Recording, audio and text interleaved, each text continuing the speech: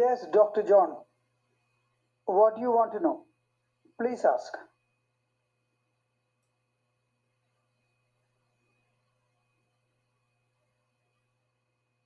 Yes, Mr. Antichrist. Let's see here. The question that I would like to present is,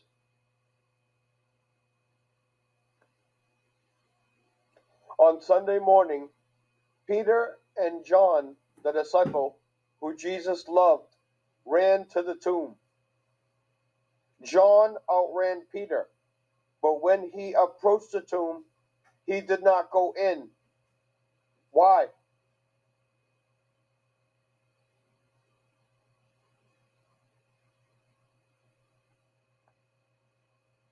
Okay, you want to know why, even though John outran Peter, he did not go into the tomb, right? Correct. Okay. To answer this, I have to start with asking you another question. Why did they run? They could have walked to the tomb. They ran because they were afraid. When Mary went to the tomb, it was dark. It was just before the sunrise. Now she had been to the tomb, she came back. So now the sun has risen. Now there is light.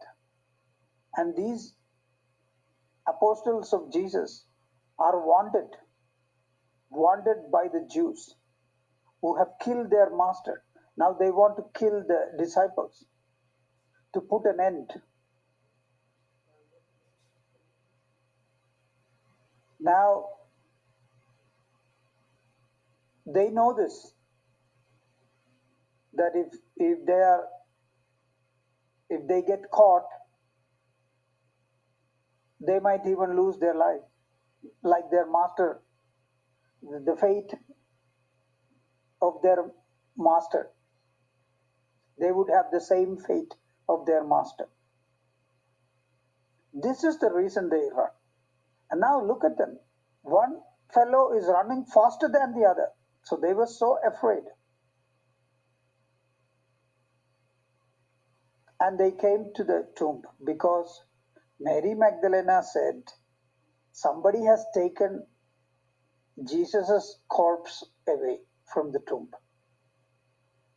So they wanted to make sure if she is true. Because if you read John, this is only written in John, that John and Peter were running to the tomb. So if you read John, you can see Mary did not go. Mary herself did not go into the tomb to see whether Jesus' body is inside there or not. She saw the stone, the entrance stone, the boulder, which was at the entrance of this tomb in question, was rolled back. That is all she has seen. And she presumed that Jesus' body is not in there. How can she think like this? This itself is an indication that this lady is possessed by a demon. Because without going inside the tomb, you cannot confirm that Jesus' body is not inside the tomb. But she just saw the stone had been rolled back, the boulder had been rolled back. She thinks somebody has taken away Jesus' body. And that is how she spoke. She explained to Peter and John. Someone has taken away the Lord, and I do not know where they have put him. So she is sure it was more than one person who have taken Jesus' body away. As if she was doubting somebody. But anyway, without going inside, she cannot confirm that the body is not there. What if somebody else was going, like Mary Magdalena went to the tomb? Somebody else was going to anoint Jesus' dead body according to the Jewish custom. Even then, they have to roll back the boulder, the entrance boulder, to enter the tomb. It can happen also in this manner, like I say. But she went and told them the body is missing, body is not in the tomb, and she was right. What a miracle. Now they both ran. It is maybe a kilometer away from where they were staying, because they were staying also in Jerusalem. Jesus had prepared a hideout for his apostles in Jerusalem. Golgotha is in Jerusalem. So 1 kilometer sprint, and naturally John outran Peter, but once he came there, because it is a place of skull, he was afraid to go inside. That is why he stood in front of the tomb. He did not go inside because he was afraid. And this points to two factors. One, he was young. A younger person can be more fearful than an elder person. And one more thing, again, he was young. A younger person can run faster than an elder person. So that's it. That is why he did not go in. Thank you. Do you have anything else to ask, Mr. Dr. John? No, that will be fine. Thank you very much for now. Appreciate it. So is that the only question you wanted to ask me? Thank you.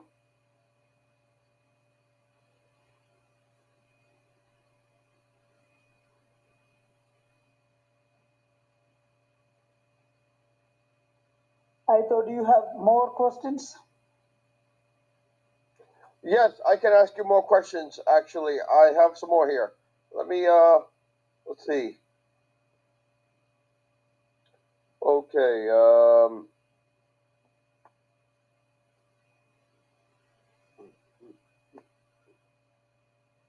okay.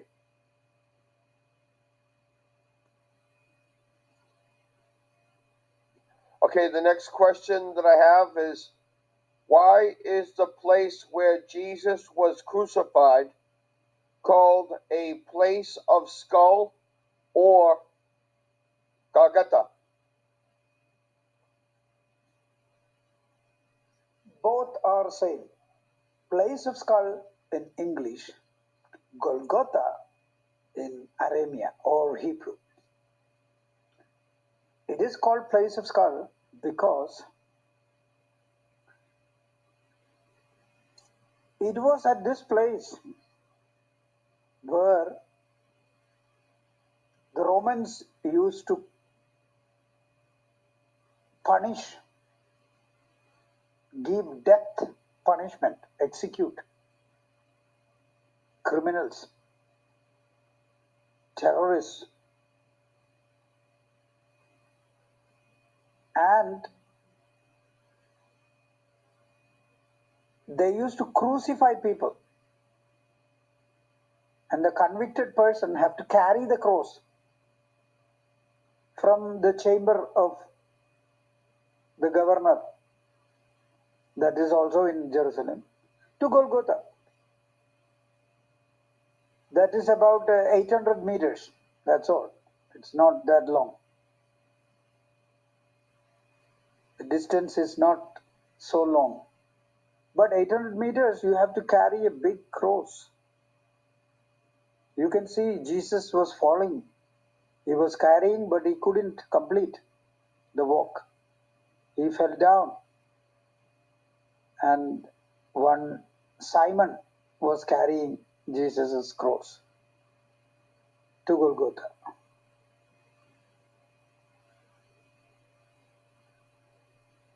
So imagine, Jesus' body was claimed by Joseph of Arimathea and Nicodemus. And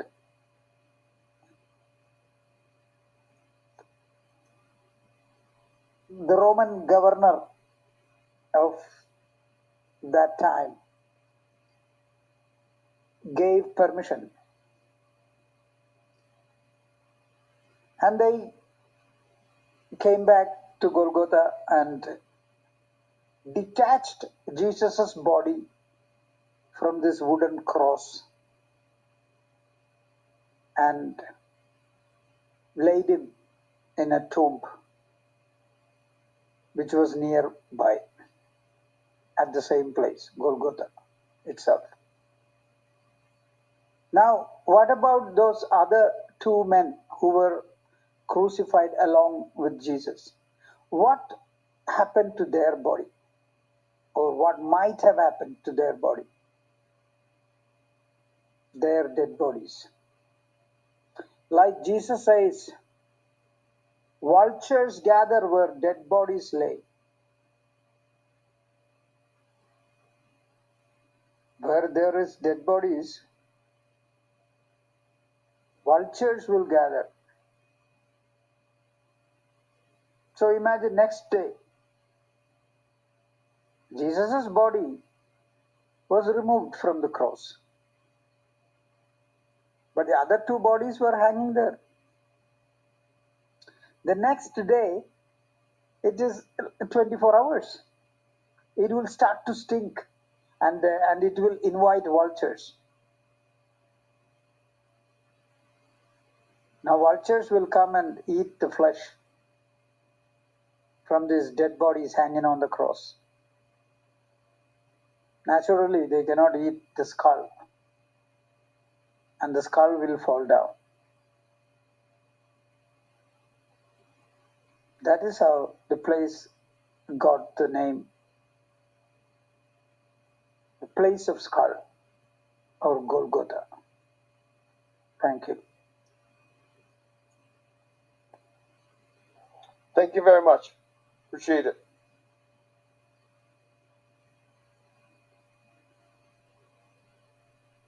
So you have anything else? Yes, let's see here. I got this one here. Okay, the next question will be Satya, please wait.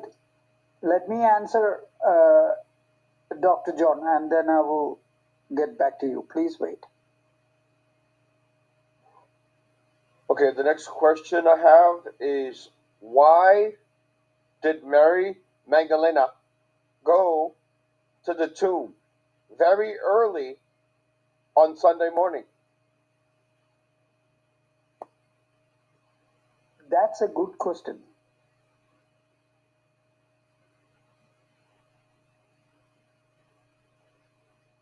If I tell you in brief, because she was possessed.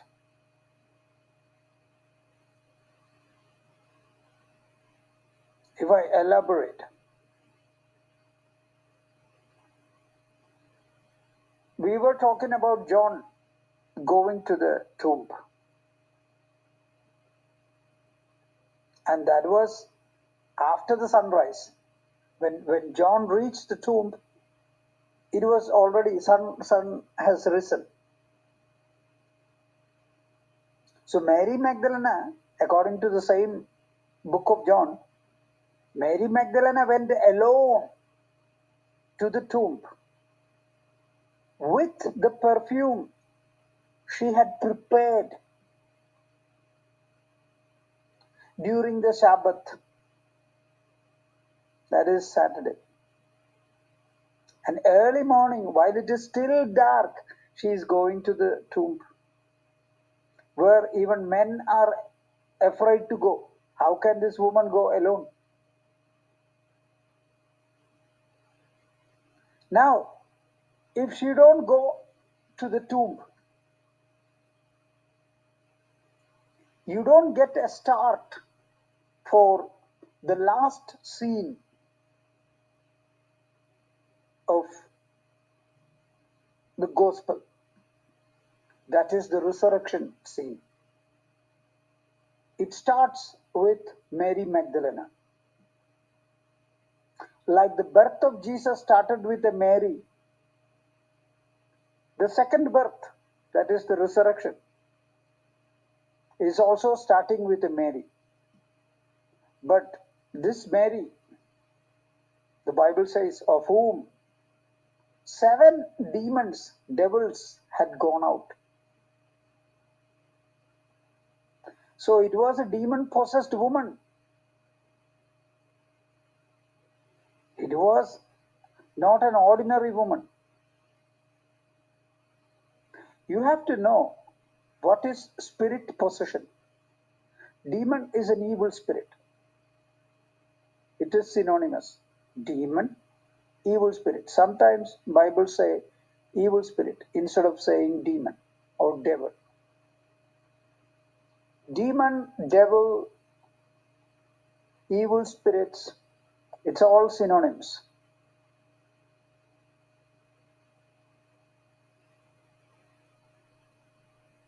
So Mary of Magdalene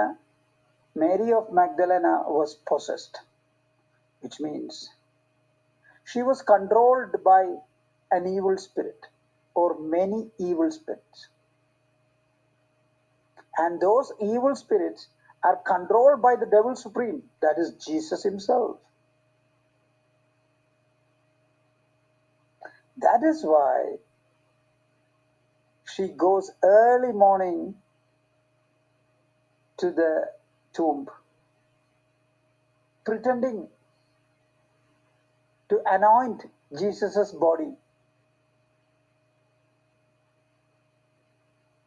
with the perfume she had prepared on Saturday. Then, if that was the real intention of her going to the tomb, then she should have at least gone inside to see if the body was still there. She doesn't do that. When she saw the stone entrance was removed, she goes running back to Peter and John. I mean, it doesn't say she went running, but it says she went immediately back to Peter and John.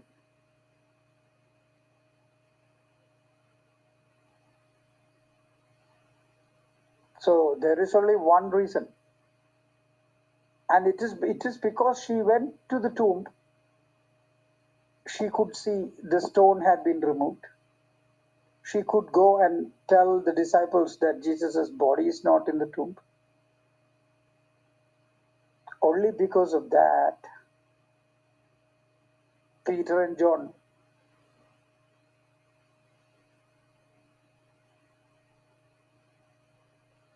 ran to the tomb. Now Peter and John running, and they looked in, they saw that the linen clothes which was used to cover Jesus' body was there wrapped up and kept at a certain place inside the tomb. Then they left. But then Mary Magdalene was there, which means she went running to the disciples and she ran together with the disciples. That is why she was also there. How else?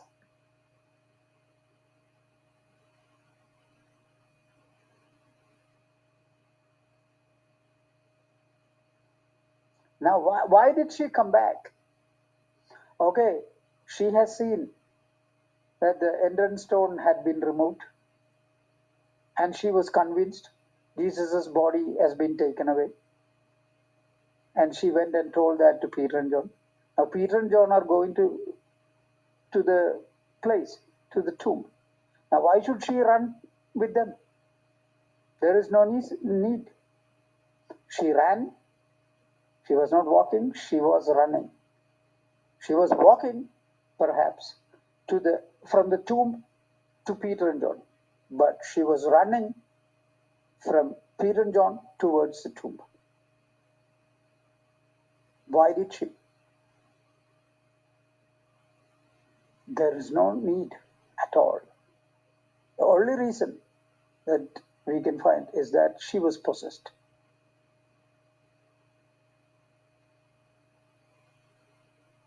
She was controlled by something else, somebody else. I cannot say somebody, something. I cannot even say something because spirits are bodiless. She was controlled by devils, this woman, Mary of Magdalene. Now Peter and John left. Why is she standing there in front of the tomb? Why? She knows there is no Jesus inside. So why the hell is she standing at the place of skull alone? Why?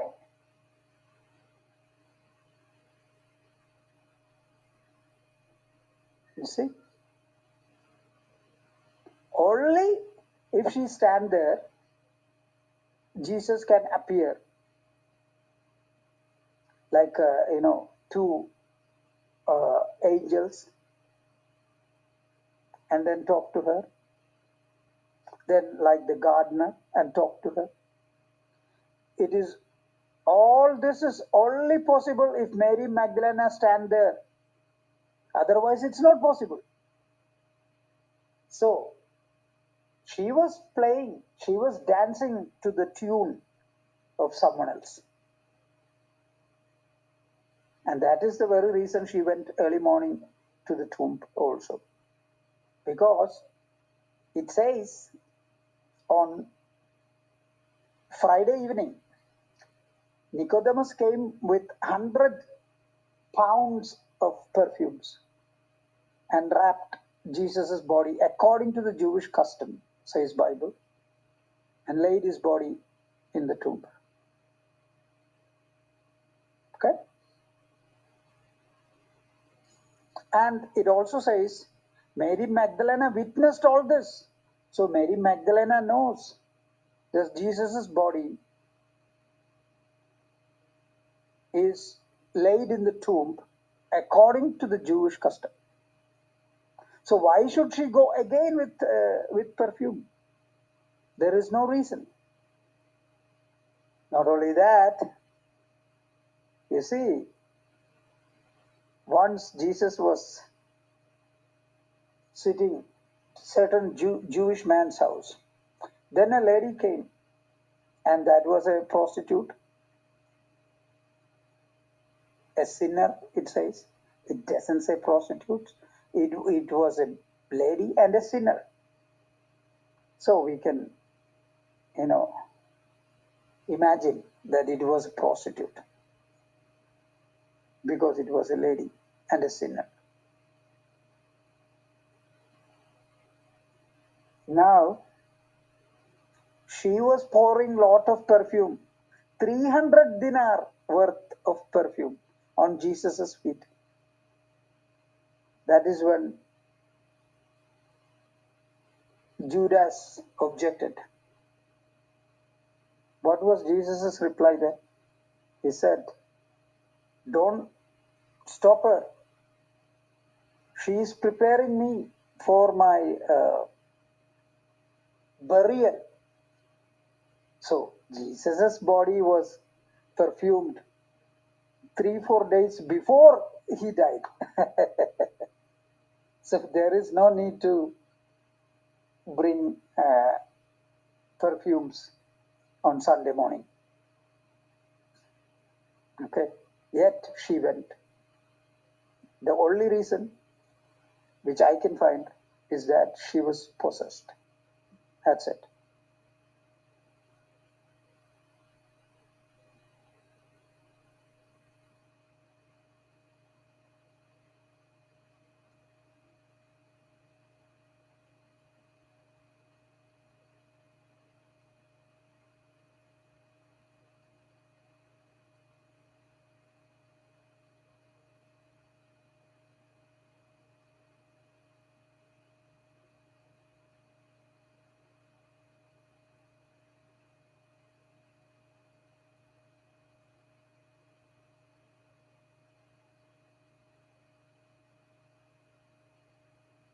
Yes, Dr. John, you have something else to ask, or we can wrap up this session?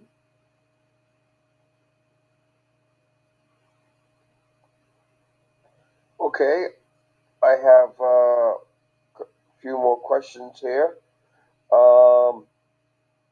Why did Jesus not appear before Peter and John, who came running to the tomb? That's a very good question.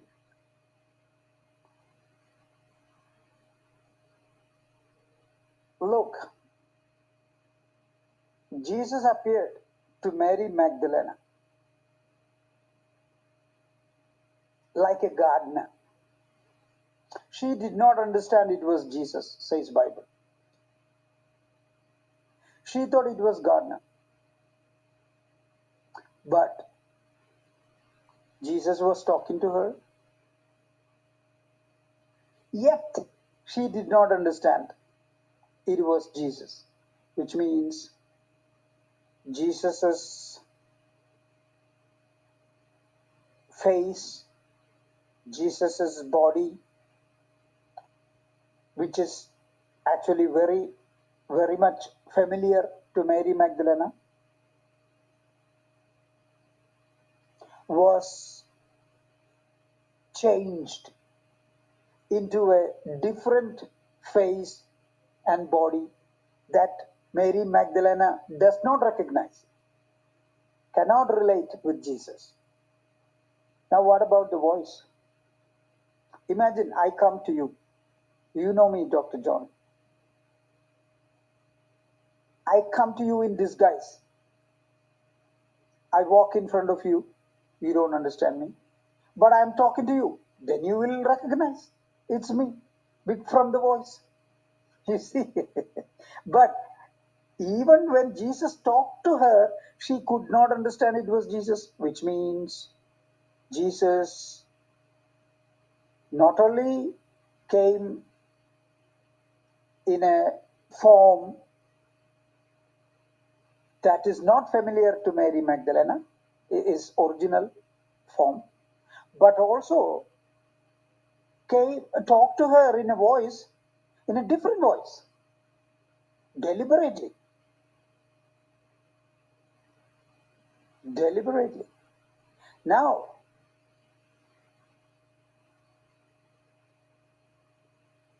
when Jesus talked to her as gardener, she did not understand it was Jesus. She also talked to Jesus. Jesus asked her, "Woman, why are you weeping?" Then she said, "Oh, they have taken away my Lord. I don't know where they have put him." She is like a papagay repeating what she told to John and Peter earlier. Now she heard a voice, "Mary." She turned. Once again, she turned and saw Jesus standing there. This time, the voice was familiar and the form which appeared in front of Mary was also the one which she knew. Now, If you see somebody dying in front of you, and after a couple of days you see him again, which is very unlikely situation, but imagine, because that's what happened. What would you do? What would be your first action, reaction? You would try to touch that person to make sure that this is not a ghost. This is not a, a two-dimensional body. Cannot even call a body, illusionary body. What would you do? You would try to touch. Once you touch, it's not a ghost, it's a human, because it has length, breadth, and width. You see, when you watch on the silver screen, your heroes, you see them, it looks like they are in front of your eyes, but there is no width. There is only length and breadth. That is how Jesus had appeared in front of Mary. So she wanted to touch it. Now, if you try to touch your hero on the silver screen, will you be able to touch him? No, you won't. Tom Hanks, you try to touch him on the screen, you cannot touch him. You can only touch the screen.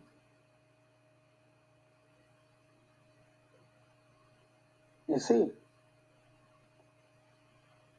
So, when Mary Magdalena saw Jesus and she heard Jesus' voice, she must have tried to touch him. That is when Jesus said, "Touch me not, because I have not yet gone back to my Father." You see?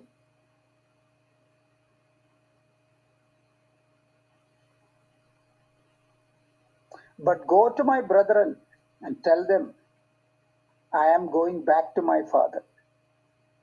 Then did he then? Okay, he said, go to my brethren, I'm going back to my Father. Did he go back to his Father? Did he go back? No, he did not. Touch me not, because I have not yet gone back to my Father. When does he go back to his Father? On the 40th day. And the Christians are waiting still, even today, for his second coming.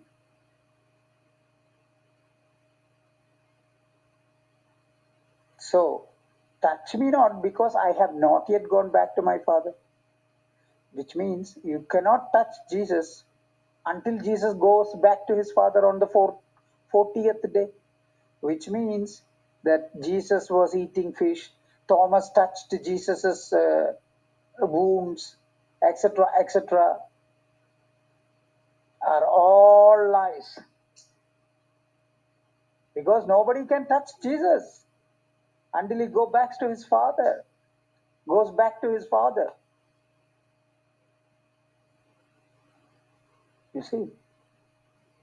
Now, to a woman, you can say, touch me not, because you're a man. You can say, touch me not.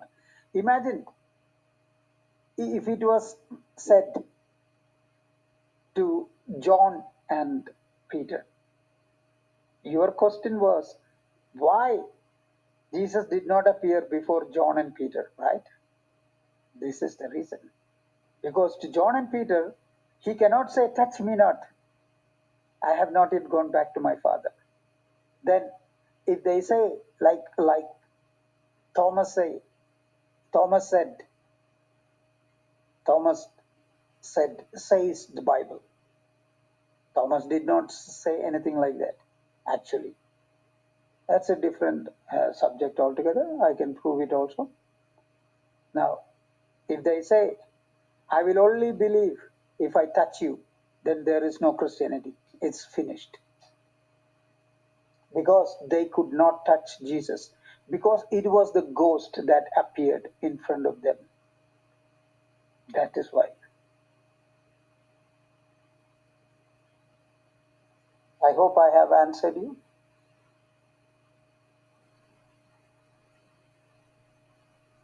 Dr. John. Yes, thank you very much. I have 2 more questions. Is that okay? Okay. Okay. All right. So let's see here.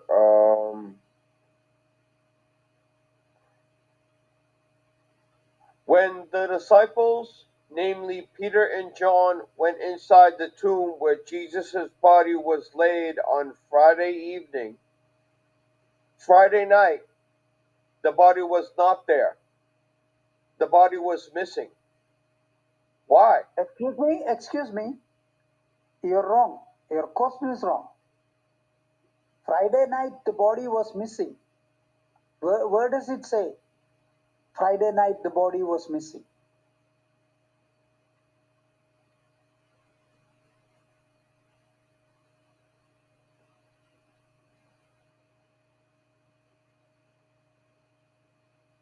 There is no testimony that says Friday night Jesus' body was missing. It was on Sunday morning.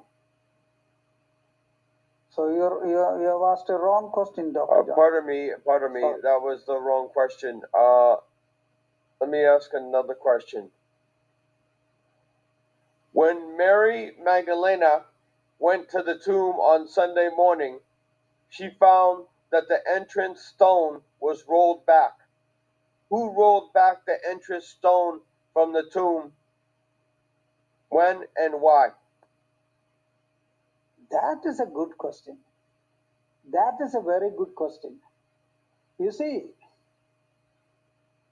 in the book of John, it says John and Peter came running to the tomb upon hearing what Mary Magdalena told them.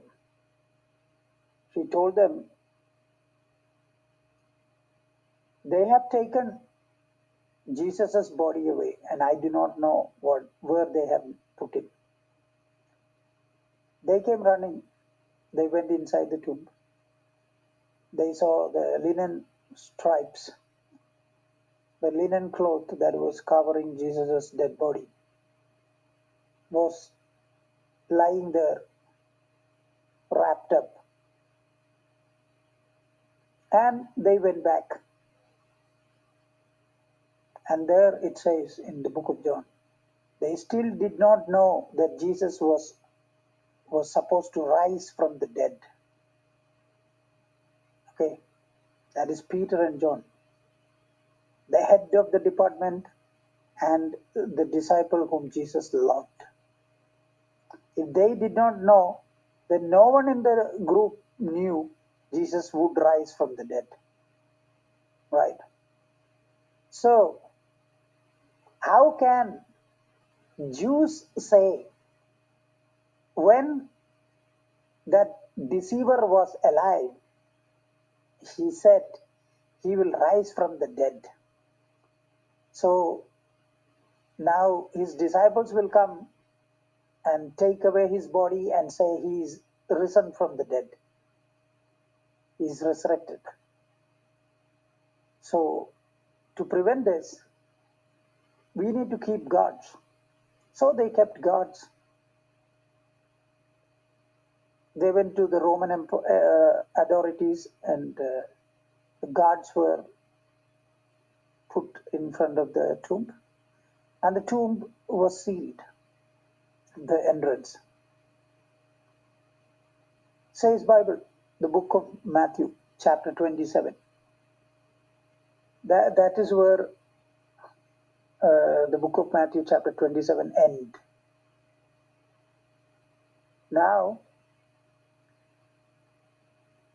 that is Friday evening. But even Sunday morning, Bible says the apostles did not know that Jesus would rise from the dead. So how can the Jewish authorities know that he would rise from the dead? So that is not possible, which means There was no guards at the entrance. That is what it means.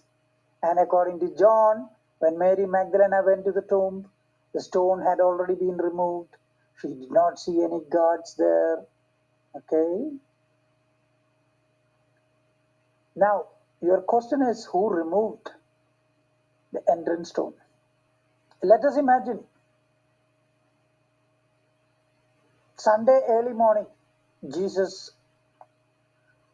rose from the dead. Says Bible, book of Mark. Now, let us imagine Jesus is rising from the dead and he is rolling away the entrance stone and he is going out of the tomb. Now, Sunday midnight, when those two disciples, Cleopas and the other disciple, who were going to Emmaus, and they saw Jesus, and Jesus was walking with them, talking to them, brainwashing them. But like Jesus came to Mary Magdalene, in front of Mary Magdalene, like a gardener, Sunday early morning. Sunday afternoon, Jesus is walking with his disciples like a foreigner, says Bible, the book of Luke, chapter 24. The walk to Emmaus, that is the title of the story. And they walked hours because it was like 11 kilometers from Jerusalem to Emmaus. That afternoon, two of them, Cleopas and another disciple, that is how Luke says, were walking to a place called Emmaus. And Jesus came in disguise again. Jesus does not come as Jesus. Why? Because these people know Jesus. If Jesus come as Jesus, imagine, you know me, Dr. John. You know me. We know each other for quite some time. Now, you are seeing me being, crucified, and I die in front of you. You're watching me dying on the cross. And 2 days later, on a Friday afternoon, you see me die on a cross. And Sunday morning, Sunday afternoon, you are going for a walk. And I suddenly come, walking with you. As Titus, in the form you know, in the voice you recognize, I come to you and I talk to you. Oh, you are surprised, you are shocked, because you have seen me dying. Here I am again. What would you do? Again, you would try to touch me to make sure that this is not the ghost of Titus which is talking to you or walking with you, right? Whereas on Sunday morning, I am coming like a foreigner and my voice also changed. Would you then try to touch me? Because I'm a foreigner, you have no reason to touch me. You see? And I can walk with you, I can talk to you, I can brainwash you. That is what happened there. Now, as soon as they got to Emmaus, Bible says, Luke says, Jesus pretended as if he was walking further. Then they called him, said, it's late. Of course, it's evening. They walked hours. Come and have a dinner with us. Then they go have dinner. And suddenly when Jesus broke the bread, they understand it is Jesus. which means Jesus shown his real form. Suddenly it was not the foreigner, it was Jesus whom they knew. And then what happens? Luke says, as soon as they understood it was Jesus, Jesus disappeared, vanished. Because again they would try and touch him. That is why he vanished. Understand? It is simple. So, back to your question. And now, these people from Emmaus, as soon as they found out it was Jesus, that same night they returned to Jerusalem, where other apostles have camped. Now, they find the 11 apostles, because Judas had already committed suicide, and they told them everything that Jesus told them on the walk to Emmaus. That is hours of talk. So it took hours. That's why I say it was nearing midnight. Because it was in the night they started walking back. So they must have reached 10 o'clock at Jerusalem. Then they talk 1-2 hours. It's midnight. Here comes Jesus. And there it says the disciples were inside a closed room. The room were locked, closed, because they were afraid of the Jews.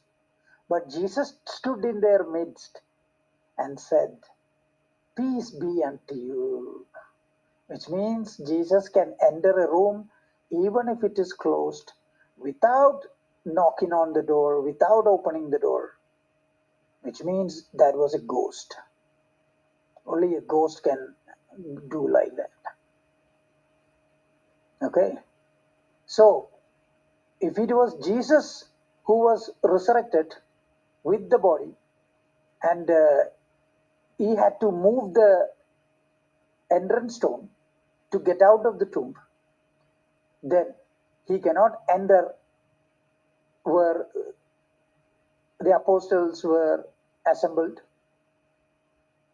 That is in the upper room in Jerusalem where they had the Last Supper, without knocking on the door. But he could, which means Jesus could have gone out of the tomb without opening the entrance door, which means it is not Jesus who removed the entrance stone. Then who removed it? You know what? The only people who knows where Jesus' body is, dead body is Arimathea Joseph and Nicodemus.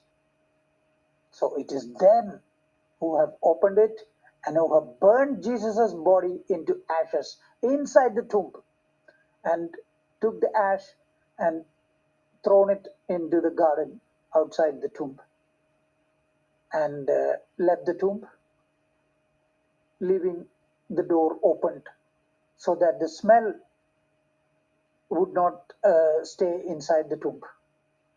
That is the reason they left a entrance stone uh, open, entrance stone rolled away from the entrance. So who opened, who removed the stone? It was Arimathea Joseph. When was it done? After Mary Magdalena left the tomb, which means Friday itself, Friday night itself. Jesus died after within 6 hours. No, not 6 hours, 3 o'clock he died. Within 10 hours or 11 hours, within 12 hours, his body was burned into ashes. Now he burned his body into ashes, and all the Christians are putting their loved one's body in the they dig a hole in the ground, and you know just let it rot, eaten by worms in the ground, believing Jesus will come and they will wake up like zombies. What a deceit. This is the deceit of the era. This is the deceit of the era. That's all.